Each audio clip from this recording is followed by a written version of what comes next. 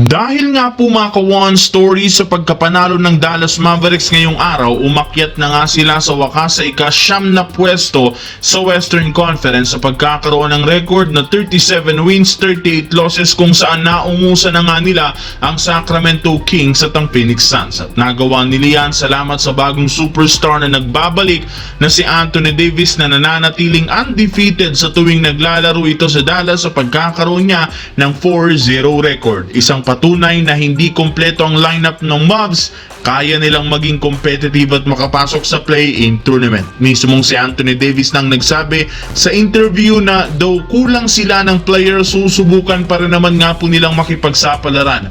Hindi na rin naman mahalaga para sa team kung kumpleto man sila o hindi, basta't ang mahalaga ngayon, maipanalo ang mga susunod na laro. Sa ganyang paraan, magagawa nilang makaangat sa West. Alam nga po niya na hindi biro ang mga makakalaban, pero gagawin pa rin niya ang lahat upang mapatunayan ito na kaya niyang buhati ng team kahit wala si Kyrie Irving. Samantala, isa nga po sa mga teams na sobrang struggle na makakuha ng panalo ay ang Sacramento Kings, na mabigo na naman sila sa Orlando Magic na nagbabagsak sa kanilang record sa ika-10. Ibig sabihin, meron chance ang mahulog sila sa ika-11 at hindi sila makapasok sa play-in tournament. Kaya maging ang kanilang sentro na si Domantas Sabonis hindi na rin naman natutuwa pa sa pinaggagawa ng team. Ayon sa balita, naguguluhan ito sa plano ng Kings kung gusto pa nitong makakuhang magkampiyon o hindi. Kaya may posibilidad nga po na mag-request ito ng trade, at isa sa mga nakaibalitang team na posibleng kumuha sa kanya